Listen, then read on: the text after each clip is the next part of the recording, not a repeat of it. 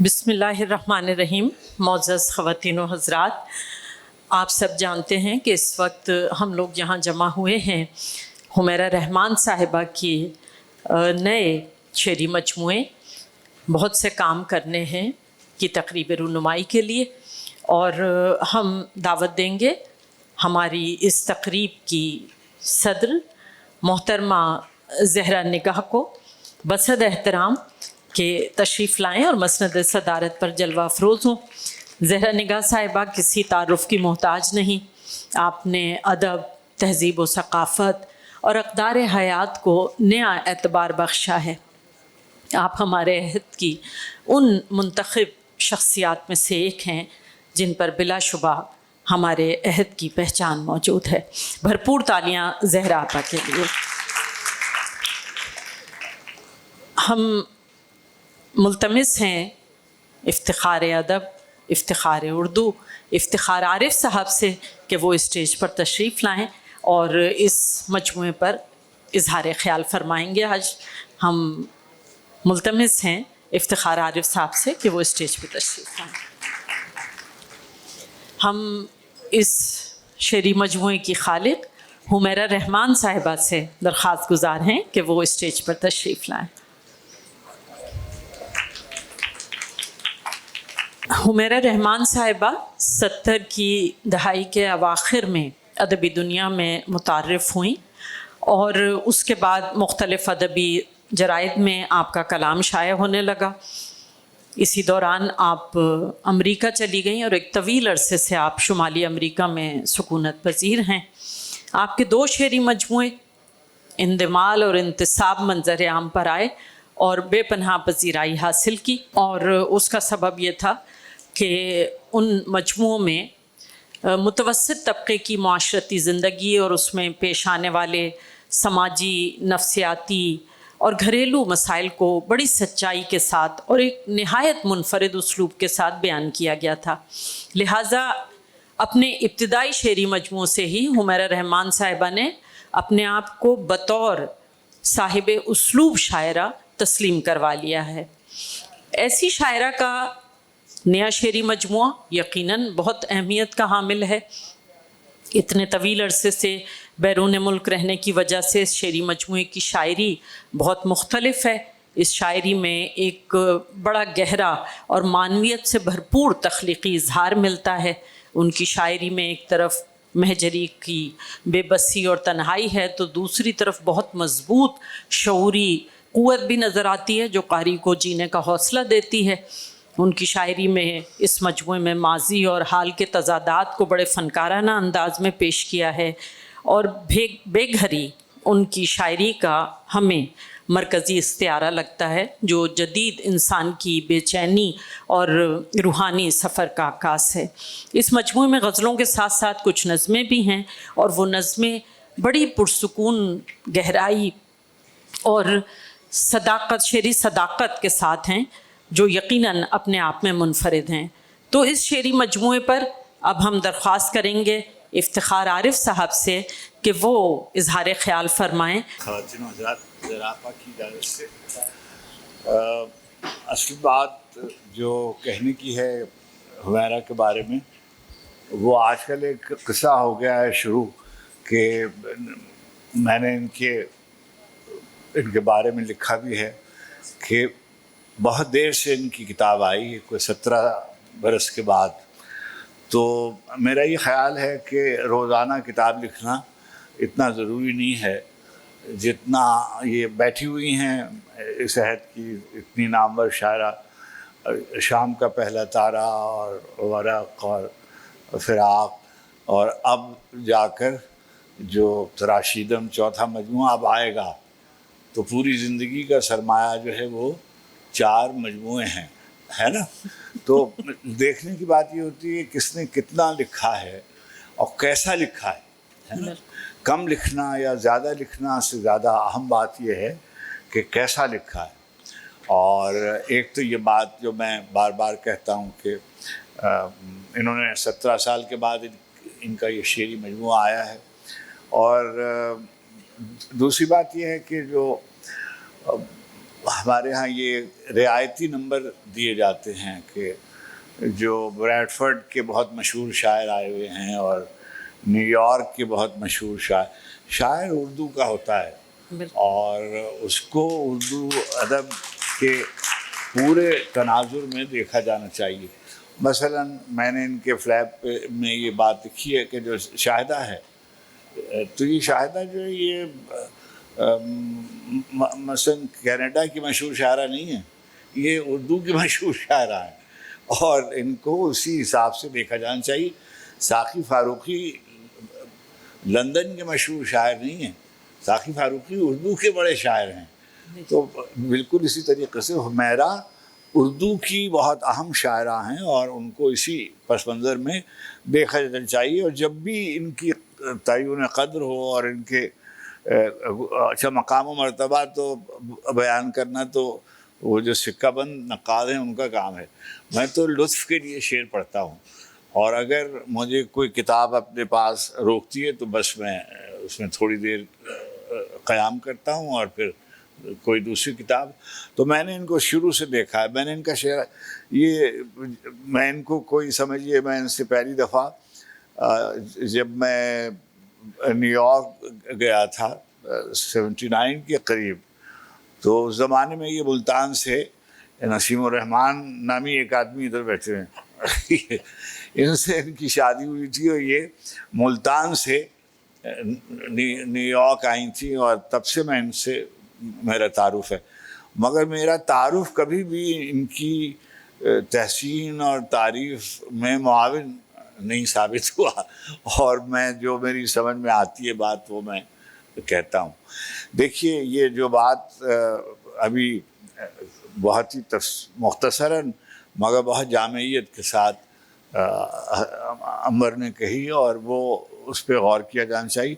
20ویں صدی کا ادب اور پوری 20ویں صدی کا ادب اور 21ویں صدی کے ادب کا بھی ایک بڑا حصہ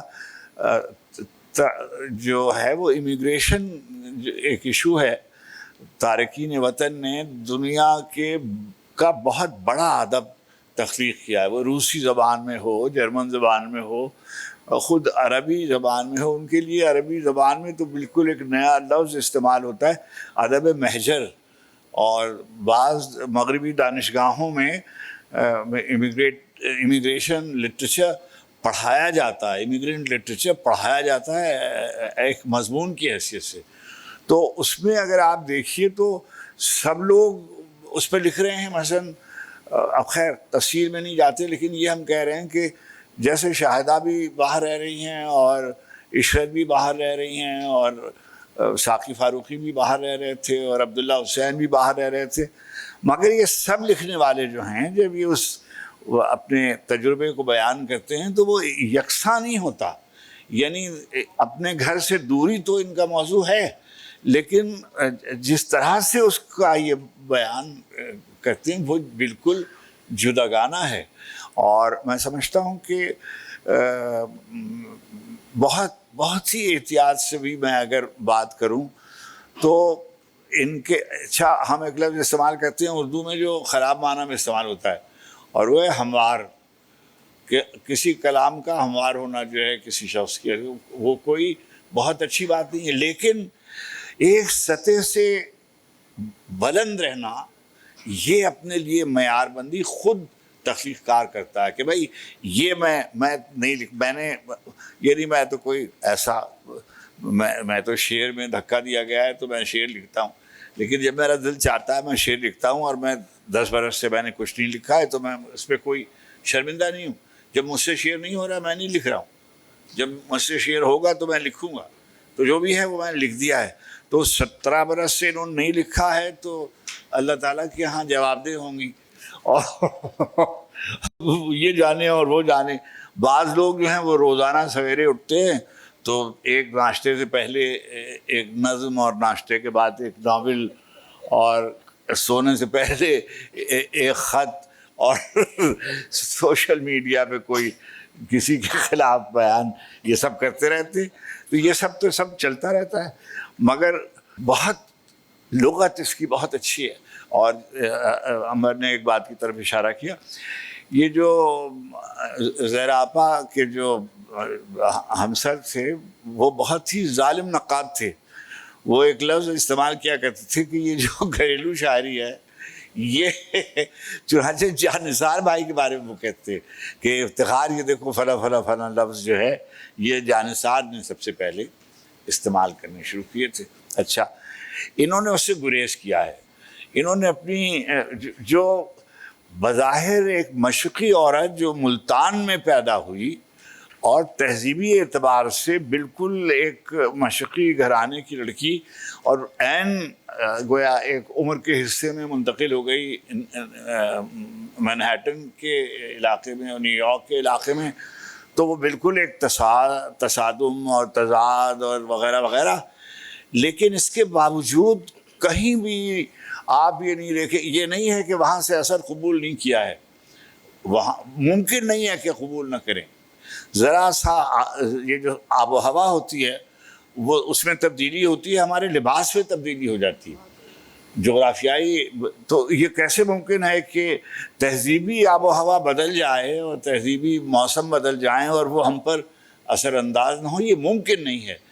اب ان کا تخلیقی وجود اس کو کیسے قبول کرتا ہے اور کیسی سبلیمٹی کے ساتھ یہ اس کو شعر میں منتقل کرتی ہیں, یہ اصل بات ہے. اور وہ انہوں نے بہت خوبصورتی سے لکھا ہے اور بالکل یہ صحیح بات ہے کہ مشرق کی جو نظام اقدار خاندان کا ہے اس کی شکست و ریخت ان کے ہاں بیان ہوئی ہے, مگر شاعرانہ جمال کے ساتھ اور جمالیات کے ساتھ. اور شاید میں سمجھتا ہوں کہ اگر ان کا جو اختصاص اگر میں کہوں اور وہ یہ ہے کہ انہوں نے شاید ہمارے ہاں جو باہر رہنے والے لوگ ہیں ان میں مختلف طرح سے شعر لکھا ہے. میں نے ان کے اس میں شاہدہ کا ذکر کیا ہے, عشرت کا ذکر کیا ہے, ساقی بھائی کا ذکر کیا ہے. احمد مشتاق نے تو وہاں جا کر کوئی یعنی نیا اس طرح سے نہیں لکھا ہے, مگر جنہوں نے لکھا ہے اس میں اس کو اس طریقے سے دیکھا جانا چاہیے. یہ پڑھتی لکھتی رہتی ہیں, ان کو اچھا ان کی ایک تہذیبی زندگی ہے اور اس میں ان کو نقصان بھی پہنچایا ہوگا. یہ ہو نہیں سکتا کہ آپ ادیبوں اور شاعروں کی تہذیبی زندگی سے جڑے ہوئے ہوں اور ان کے منفی اثرات آپ پہ نہ پڑیں, اس لیے کہ وقت ضائع کرنا جو ہے وہ ان کو آتا ہے اور ان کو بھی آتا ہے. تو میں نے ان کے یہاں دیکھا ہے کہ ان کے بیسمنٹ میں بڑے بڑے شعراء میں نے برتن مانجتے ہوئے دیکھے ہیں, اور فرش کے اوپر فرش محمدی پہ بڑے بڑے شاعروں کو میں نے لیٹے دیکھا ہے. تو مطلب یہ جب وہ ہوتے ہیں, اچھا ہمارا شاعر جو ہے مجھے تو خیر کچھ آتا نہیں ہے, چائے بھی نہیں بنا سکتا, مگر میں نے ان کے یہاں بڑے بڑے شاعروں کو خود چائے بناتے دیکھا ہوا ہے وغیرہ وغیرہ. تو یہ ممکن نہیں ہے کہ جس طرح کی آپ زندگی گزارتے ہوں وہ آپ کے اوپر اثر انداز نہ ہوتی ہو, آپ کو محسوس نہیں ہوتا ہے. آپ میں قوت ہوتی ہے, آپ اس کو ریزسٹ کرتی ہیں, لیکن آپ اس کو آؤٹ گرو کر جاتی ہیں. اور اس کا جو سب سے بڑا جو میں نے دیکھا کہ یہ جو کم از کم 2 شاعروں کے بارے میں یہ یقین دہانی کرا سکتا ہوں. شاہدہ کا جو میاں یہ اور نسیم یہ دونوں جو ہیں یہ مختلف ہیں. پرویز جعفری کے اثرات جو ہیں وہ عشرت کی زندگی میں نظر آتے ہیں. تو اچھا اب وہ کیا ہے کہ تعصبات ہوتے ہیں. جیسے ابھی تعصبات کا جو لفظ ہے یہ منفی معنی میں بھی استعمال ہوتا ہے اور معنی, تو اس سے انہوں نے بہت بنایا ہے. اور بنیادی طور پر ان کا جو کور ہے, ان کی شخصیت کا, تخلیقی شخصیت کا جو کور ہے وہ ان کا مشرق سے جڑا رہنا ہے. اب مشرقی اقدار بھی جن کو ہم کہتے ہیں وہ ہم کچھ جیسے ایسا کوئی نہ جانے کیا ہمارا تصور ہے کہ مشرقی اقدار کیا ہوتی ہیں. مشرقی اقدار اور مغربی اقدار میں کوئی بہت نیکی کرنا, خیر کا کام کرنا, نرمی سے گفتگو کرنا, دوستوں سے وفادار رہنا, یہ حیا کرنا, حجاب, یہ سب مغرب میں بھی ایسے ہی ہے. یعنی یہ کوئی مختلف نہیں ہے, اس کے اظہار کے طریقے مختلف ہیں جس کو آپ کسی اور معنی میں دیں. تو انہوں نے اپنا پورا جو ان کا تصور زندگی ہے اور تصور اقدار ہے، اس کی ترجمانی ان کے شعر میں ہوتی ہے۔ شاعر کی کتاب سے اس کے ورلڈ ویو کا پتہ چلنا چاہیے، اور اگر وہ پتہ نہیں چلتا تو وہ اس کے ہاں کوئی چیز ہے جو لیک کرتی ہے۔ اور میں سمجھتا ہوں کہ حمیرہ کی شاعری سنجیدگی سے، توجہ سے پڑھی جانی چاہیے، اور یہ کوئی وقت گزاری والی شاعری نہیں ہے، یہ بہت ہی سنجیدہ کام ہے، اور انہوں نے بہت محنت کی ہے اور بہت ریاضت کی ہے، اور اس نے سمجھیے 40 45 50 سال جب یہ طالب علمی کے زمانے سے، ملتان ریڈیو کے زمانے سے یہ لکھ رہی ہیں۔ میں نے جب اس کا پہلا شعر سنا تھا اور تو میں نے اس کو داد دی تھی، اور میں پاکستان لے کر وہ آیا تھا شعر۔ اماں بھی کہتی ہیں حمیرہ لڑکی کو سمجھاؤ ایسا نہ ہو بارات آئے اور دلہن بول اٹھے۔ تو دلہن اس وقت بھی نہیں بولتی تھی، اب بھی نہیں بولتی، اور یہ ہماری مشرقی عورت کا خیال ہے اور لحاظ ہے، اور اس کی جو بغاوت ہے وہ بھی ایک دائرے میں ہے، اور ایسے دائرے میں رہتے ہوئے حمیرہ نے بہت اچھے شعر کہے ہیں، اچھی غزل کہی، نظم بھی انہوں نے اچھی لکھی ہے، مگر میرے نزدیک ان کی جو بنیادی شناخت ہے اور بنیادی جوہر ہے وہ ان کا غزل میں سامنے آتا ہے۔ بڑی مہربانی۔ کیا کہنے ہیں، بہت شکریہ افتخار عارف صاحب۔ یقیناً حمیرہ رحمان صاحبہ کی جو شاعری ہے اس میں مشرقی لڑکی بہت نمایاں ہے، اور ہمارے ہاں جو مشرقی لڑکی پر تربیت اور اخلاقیات کے نام پر جو مسلط کیا جاتا ہے، اس کے اثرات اس کی شخصیت پر کیا ہوتے ہیں، انہیں حمیرہ رحمان نے نت نئی علامتوں اور استعاروں کے ساتھ بہت تازگی کے ساتھ لکھا ہے۔ اب ہم حمیرہ رحمان صاحبہ سے چاہیں گے کہ کچھ شاعری سن لیں، کوئی 1 یا 2 غزلیں ہم سن سکیں گے کیونکہ ہم لوگوں کے پاس وقت کم ہے۔ یہ شعری مجموعہ مکتبہ دانیال سے حوری نے شائع کیا ہے۔ آپ دیکھیے کہ کیا زبردست زمانہ آ گیا ہے، ابھی پچھلی کتاب جو تھی وہ بھی حوری کی تھی، اب یہ جو کتاب کی تقریب ہو رہی ہے یہ بھی مکتبہ دانیال سے چھپی ہے، اور بہت عمدہ کتاب ہے، اور اس کی تخلیقات بھی ایک خاتون ہیں حمیرہ رحمان، اور صدارت فرما رہی ہیں زہرا آپا۔ تو بس سمجھیے کہ خواتین ہی خواتین ہیں ہر طرف، اور دھوم مچی ہوئی ہے۔ بہت بہت شکریہ عنبر۔ میں اس سے زیادہ خوش قسمتی میری نہیں ہو سکتی کہ زہرا آپا یہاں صدارت کر رہی ہیں، افتخار بھائی گفتگو کر رہے ہیں، امرین کی خوبصورت نظامت سے یہ محفل سجی ہوئی ہے، اور حوری یہاں موجود ہیں جنہوں نے یہ سارا اہتمام کیا، سارے ہمارے محبت کرنے والے دوست یہاں موجود ہیں۔ میں وقت کا احساس کرتے ہوئے 2 مختصر غزلیں پیش کرتی ہوں۔ گر اس سے ربط میرا صرف اختلافی تھا، گر اس سے ربط میرا صرف اختلافی تھا، تو اس کا رد عمل قابل معافی تھا۔ گر اس سے ربط میرا صرف اختلافی تھا، تو اس کا رد عمل قابل معافی تھا۔ محبتوں میں مفادات کون یاد رکھے، محبتوں میں مفادات کون یاد رکھے، سو ہم کو اپنے لیے ایک نام کافی تھا۔ محبتوں میں مفادات کون یاد رکھے، سو ہم کو اپنے لیے ایک نام کافی تھا۔ چراغ جب بھی جلایا کوئی تو گل نہ کیا، چراغ جب بھی جلایا کوئی تو گل نہ کیا، یہ روشنی کی روایات کے منافی تھا۔ چراغ جب بھی جلایا کوئی تو گل نہ کیا، یہ روشنی کی روایات کے منافی تھا۔ اسے خیال تھا میری شکستہ پائی کا، اسے خیال تھا میری شکستہ پائی کا، یہ جاننا بھی تو اس زخم کی تلافی تھا۔ اسے خیال تھا میری شکستہ پائی کا، یہ جاننا بھی تو اس زخم کی تلافی تھا۔ حمیرہ عمر گزاری تو اعتبار آیا، حمیرہ عمر گزاری तो एतबार आया कि इस मकान का सामान सब इजाफी था।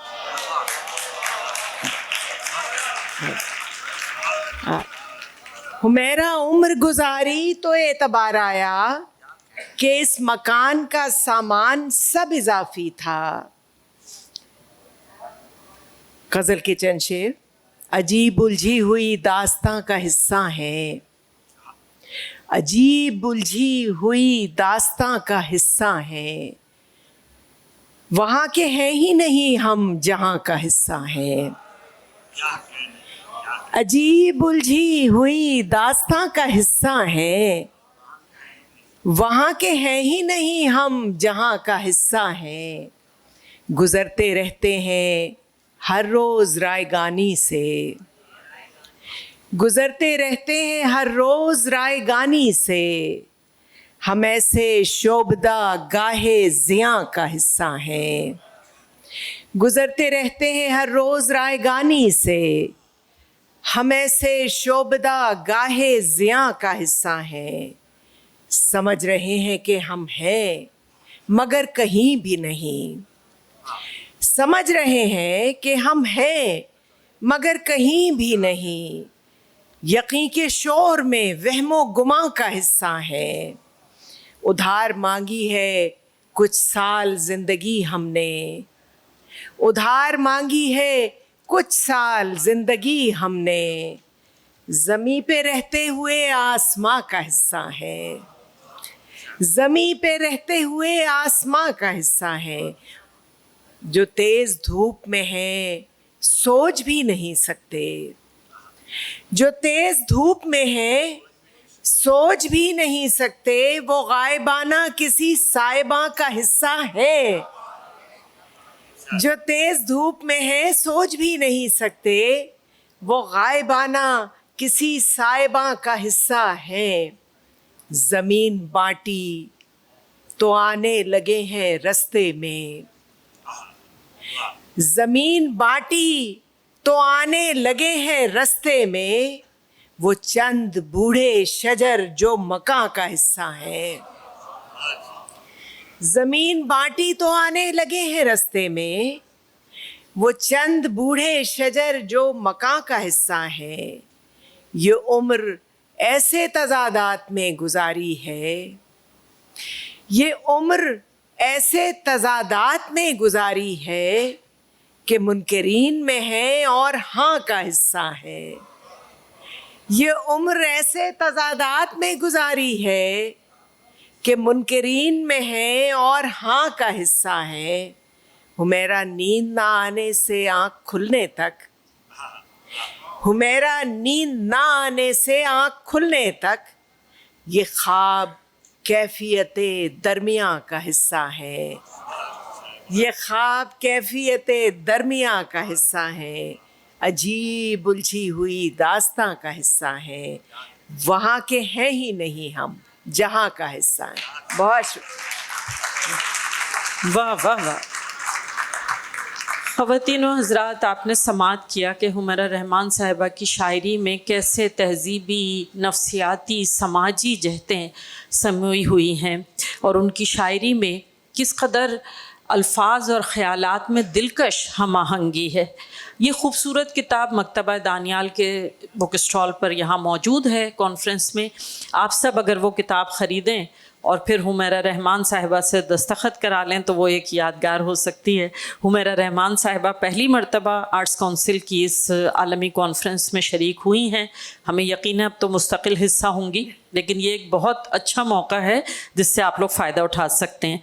अब हम ज़हरा निगाह साहिबा से दरख्वास्त करेंगे जिन्होंने इस किताब पर मज़मून भी लिखा है, और हमारा ख़्याल है कि इस किताब का पहला एजाज़ तो यही हो गया कि इस पर ज़हरा निगाह साहिबा ने इजहार ख़्याल फरमाया है। तो हम बसद एहतराम आज की इस तकरीब की सदर मोहतरमा ज़हरा निगाह से दरख्वास्त गुजार हैं कि इजहार ख़्याल फरमाएँ। तीनों हज़रात, हुमैरा की इस किताब का उन्वान है अभी कुछ काम करने हैं, बहुत वो इस बात का सबूत तो है कि ये अभी तक अपने काम से मुतमईन नहीं है, और शायद अभी वो ये बात नहीं जानती کہ شاعر تو کبھی بھی اپنے کام سے مطمئن ہوتا ہی نہیں. اندر بیٹھا جج اس سے چٹکیاں لیے جاتا ہے کہ ابھی کچھ اور, یہ ٹھیک ہے, یہ ذرا ٹھیک, اس کو پھر سے دیکھ لو.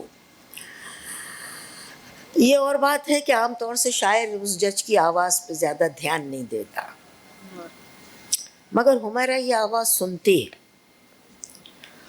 اور اس کا یقین کے ساتھ ایک رشتہ ہوتا ہے کہ بھائی ہے یہ بات جو مجھے ابھی اور کچھ کرنا ہے.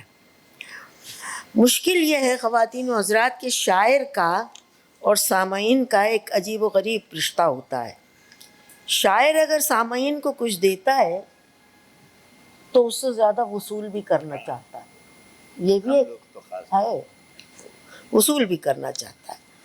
حمیرہ نے اپنی پچھلی کتابوں کے ذریعے اور موجودہ کتاب کے توسط سے سامعین کو بہت کچھ دیا ہے. وطن سے دوری کی بنا پہ مجھے لگتا ہے کہ قارئین اور سامعین اسے اتنا نہیں دے پائے جتنا اس کا حق ہے. مجھے اپنی صنف کی شاعری بہت عزیز ہے. بڑے بڑے کٹھن مقامات سے شاعرات کو گزرنا پڑتا ہے. وضاحتوں کا اندھیرا کبھی کبھی دم گھوٹ دیتا ہے. کیا کہتے ایسی وضاحتیں کرنی پڑتی ہیں آپ کو. کشور نائی سے پوچھئے کتنی وضاحتیں کی ہوں گی اس میں, کتنی وضاحتیں کی ہوں گی اور کتنا سر اٹھایا ہوگا ان وضاحتوں پہ. خدا کا شکر ہے کہ اس دور میں ایک بات اچھی ہوئی کہ اس ترقی والا یافتہ زمانے نے اب بہت سی راہیں خواتین کی شاعری کے لیے بھی کھول دی ہیں. پیمان وفا پر یہ شاعری جو شاعر کے لیے شاعری دراصل ایک پیمان وفا ہے, اور حمیرہ اس پیمان وفا پہ مجھے لگتا ہے کہ پوری اتری ہے. جب تک انسان سے محبت کرتا رہے گا شاعری پروان چڑھتی رہے گی, چاہے وہ لکھنے والا ہو یا وہ لکھنے والی ہو. اب تو بات آگے بہت نکل گئی ہے. یہ بات مان لینی چاہیے کہ شاعری ذاتی نہیں, سماجی اور اخلاقی معیار کی تشریح ہے. اچھا, اب حمیرہ کی جو غزل ہے نا, اس کے بارے میں ایک بات میں آپ سے کہنا چاہتی ہوں. مجھے غزل شاعری میں آج بھی سب سے زیادہ اہم اور سب سے زیادہ اچھی لگتی ہے. مجھے اس بات پہ فخر ہے کہ حمیرہ نے غزل کا پیچھا نہیں چھوڑا. حالانکہ غزل دکھیا پہ تو بڑی مصیبتیں آئیں, لیکن یہ اپنی غزل پہ قائم رہی. سوچئے غزل کے لیے آپ کے پاس جگہ کتنی کم ہے اور خیال کتنا بڑا ہے. اب اس جگہ کے لیے, اس اسپیس کے لیے, اس پورے خیال کو بھرنا یہ آسان کام نہیں ہے. اچھا, ایک مصیبت اور ہے غزل کی کہ بری غزل کہنا بھی بہت آسان ہے. سب سے زیادہ آسان بری غزل کہنا ہے, اور بحمداللہ سب سے زیادہ مشکل کام اچھی غزل کہنا ہے. غالب کا ایک مصرع ہے, اس وقت مجھے یاد آیا, اچھا مصرع ہے, وہ ہر صنف پر پورا اترتا ہے فارسی کا, لیکن کمال کا مصرع ہے کہ در عرض شوق حسن ادا بودنس شرط. یہ حسن ادا افتخار کیا ہے, اصل بات یہ کیسی بڑی بات اس نے کہی. حسن ادا اور عرض شوق کے معنی یہاں کتنے وسیع ہو جاتے ہیں. در عرض شوق حسن ادا بودن الشرط, یہاں زبان بھی آ جاتی ہے, یہاں لہجہ بھی آ جاتا ہے, یہاں فکر بھی آ جاتی ہے, اور یہاں پیش کرنے کی صلاحیت بھی آ جاتی ہے. یہ تمام چیزیں جب مل جاتی ہیں تو پھر شعر اپنی جگہ بناتا ہے. برا شعر بری طرح, اچھا شعر بری طرح پڑھا جائے تو مر جاتا ہے. تو اس لیے در عرض شوق حسن ادا بودن الشرط, جیسے اس کی شاعری ہے اور جیسے اس نے اپنی شاعری کو پڑھا ہے اور آئندہ بھی لکھے گی اور پڑھے گی, مجھے بڑی امیدیں اس سے وابستہ ہیں. اللہ کرے یہ بہت سی کتابیں لکھے اور اچھی بہت سی نہ بھی لکھے, جب بھی لکھے اچھی لکھے. جیتی رہے, خوش رہے. زہرا نگاہ صاحبہ کا صدارتی خطبہ آپ لوگوں نے سنا، اور یقیناً حمیرہ رحمان صاحبہ کی شاعری اپنی تازگی، اپنی انفرادیت الگ رکھتی ہے، اور ان کی شاعری میں اس مجموعہ کلام میں ہجرت کا صرف بیان نہیں ہے، بلکہ اس کو انہوں نے وجودی اور تہذیبی سطح پر اس کے اثرات بھی بیان کیے ہیں اور انہوں نے نمایاں کیا ہے۔ یہ ایک بہت اہم شعری مجموعہ ہے، اور یقیناً arts council of Pakistan Karachi کی اس کانفرنس میں یہ جو کتابوں کی رونمائی ہے، اس نے کتابوں کی اشاعت کو اب ایک واقعہ بنا دیا ہے۔ کتاب شائع ہو، اور ایسی سنجیدہ شاعرہ، اتنی عمدہ شاعرہ کی کتاب شائع ہو تو اس کا حق ہے کہ اس پر بات ہو، مسلسل بات ہو۔ ہمیں یقین ہے کہ یہ پہلی تقریب ہے، لیکن یہ آخری تقریب نہیں ہوگی، گفتگو ہوتی رہے گی، اور یہ شعری مجموعہ اور ہماری شاعرہ آپ کی بھرپور تالیوں کے مستحق ہیں۔ اس کے ساتھ ہی ہم اس سیشن کو ختم کر رہے ہیں۔ ہم شکر گزار ہیں محترمہ زہرا نگاہ کے، افتخار عارف صاحب کے، اور حمیرہ رحمان صاحبہ کے، کہ اس سیشن میں آپ لوگ تشریف لائے اور اسے اتنا بھرپور اور کامیاب بنائے، اور آپ سب کا بھی بے حد شکریہ۔ یہاں نہایت اہم شخصیات جو ہیں وہ بیٹھی ہوئی ہیں، اور شاعر ادیب یہاں آئے ہوئے ہیں، یہ بہت اچھی بات ہے۔ یقیناً حمیرہ رحمان جیسی شاعرہ کا یہ حق ہے کہ ہم سب ان کے اس شعری مجموعے کی تقریب میں شریک ہوتے۔ آپ سب کا بہت شکریہ۔